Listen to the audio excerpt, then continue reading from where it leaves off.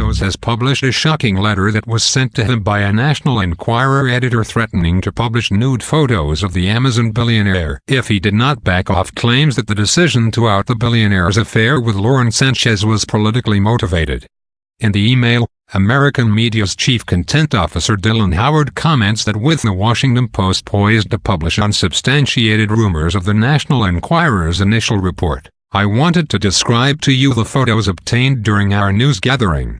He then goes on to claim that the Enquirer has a **** pic sent by Bezos and a photo that shows Sanchez's nether region. After listing the images, Howard writes, "It would give no editor pleasure to send this email. I hope common sense can prevail, and quickly." Bezos did respond quickly, by posting that letter and 2 others online.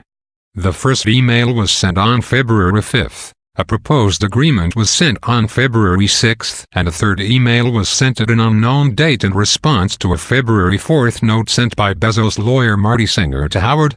These emails were sent just a few months after American media agreed to fully cooperate with a Department of Justice investigation involving President Trump under penalty of law. Well, that got my attention. But not in the way they likely hoped. Any personal embarrassment Ami could cause me takes a back seat because there's a much more important matter involved here, explained Bezos in a post on Medium. If in my position I can't stand up to this kind of extortion, how many people can? The images that the Enquirer has obtained, according to Howard, include, the below-the-belt selfie, Mr. Bezos' face selfie at what appears to be a business meeting. Ms. Sanchez responds, a photograph of her smoking a cigar in what appears to be a simulated oral sex scene, a shirtless Mr. Bezos holding his phone in his left hand while wearing his wedding ring.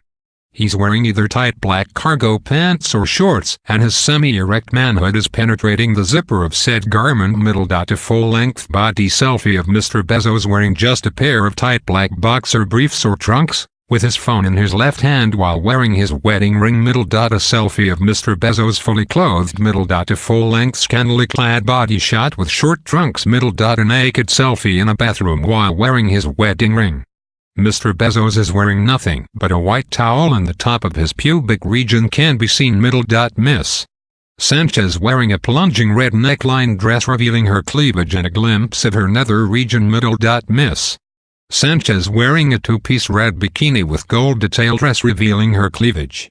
These communications cement Ami's long-earned reputation for weaponizing journalistic privileges, hiding behind important protections, and ignoring the tenets and purpose of true journalism, wrote Bezos.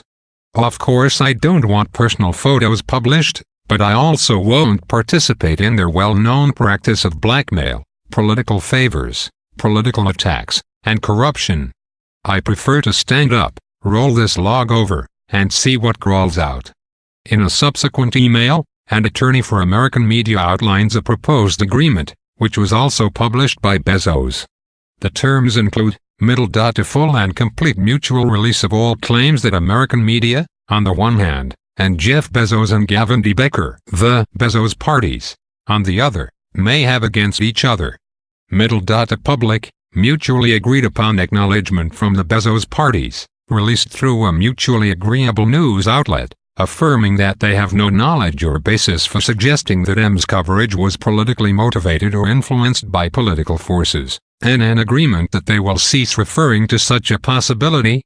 M agrees not to publish, distribute, share, or describe unpublished texts and photos, the unpublished materials. M affirms that it undertook no electronic eavesdropping in connection with its reporting and has no knowledge of such conduct. The agreement is completely confidential.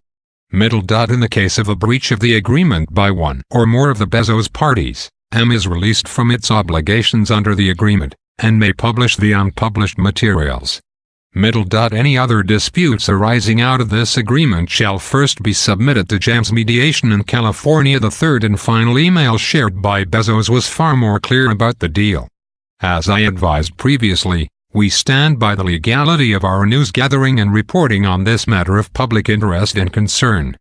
Moreover, American media is undeterred from continuing its reporting on a story that is unambiguously in the public interest, a position Mr. Bezos clearly appreciates, as reflected in Boyce Schiller's January 9 letter to American media stating that your client does not intend to discourage reporting about him and supports journalistic efforts. Read the email. That said, if your client agrees to cease and desist such defamatory behavior, we are willing to engage in constructive conversations regarding the texts and photos which we have in our possession. Dylan Howard stands ready to discuss the matter at your convenience. Bezos has hired Gavin D. Becker to look into who leaked the images and text messages he and Sanchez had exchanged over the past year. In interviews with both the Daily Beast and the Washington Post, D. Becker stated his belief that Sanchez's brother Michael could have leaked the information. Michael is pro-Trump, friendly with both Roger Stone and Carter Page, and learned about his sister's affair in April of last year. Those facts came not from D. Becker, but Michael himself in his own interview with the Post. It was not who leaked the news, but why it was leaked that seemed to be of concern to David Pecker and American media, claims Bezos. Several days ago, an Army leader advised us that Mr. Pecker is apoplectic about our investigation. For reasons still to be better understood, the Saudi angle seems to hit a particularly sensitive nerve, explained Bezos. A few days after hearing about Mr. Pecker's apoplexy, we were approached, verbally at first, with an offer. They said they had more of my text messages and photos that they would publish if we didn't stop our investigation. Pecker's ties to President Trump and Saudi Arabia were detailed in a March 2018 report in the New York Times. It all began with Pecker being introduced to Cassie Grine, a French businessman with strong ties to Saudi Arabia. More specifically, according to the report, Grine acts as an intermediary between Saudi Crown Prince Mohammed bin Salman and Western businesses. That introduction was orchestrated by Ari Emanuel, reported the Times. That was a year before the affair between Bezos and Sanchez began, but it should be noted that Emanuel's business partner is Sanchez's estranged husband Patrick Whitesell. Pecker and Grine reportedly discussed the business landscape in the Middle East, and soon the publisher began making investments in the region. The two men grew close, and when Pecker was invited to see his friend in the White House in July of 2017, he brought along Grine as his guest. After meeting with the president and his son-in-law Jared Kushner, the group went to dinner, according to the Times. News of this meeting made its way back to Saudi Arabia, and Pecker was soon viewed as a businessman with an enormous amount of pull and power thanks to his ties to the current administration. In September of that year, Pecker was in Saudi Arabia meeting with the Crown Prince. That fact was ascertained thanks to an email exchange he had with Harvey Weinstein about purchasing Rolling Stone, a week before the disgraced mogul was outed as a sexual predator by the Times and New Yorker. And in January, Pecker reportedly sought out Saudi investments in his attempt to purchase Time magazine, per two sources. That acquisition has always been a goal of Pecker's, and in 2013 Trump tweeted, "David Pecker would be a brilliant choice as CEO of Time magazine. Nobody could bring it back like David." American media even published a glossy magazine promoting the country that sold for $13.99 and was 100 pages long with no advertisements, called A New Kingdom. The Associated Press later reported that the magazine was quietly shared with officials at the Saudi embassy in Washington almost 3 weeks before its publication. That magazine made no mention of the human rights violations in Saudi Arabia, which have been most closely covered and detailed by the Bezos-owned Washington Post. That coverage has amplified considerably ever since the murder of Saudi dissident Jamal Khashoggi, who was a columnist for the Post. Khashoggi was murdered at the Saudi consulate in Istanbul on October 2 while trying to obtain paperwork for his upcoming marriage to a Turkish woman.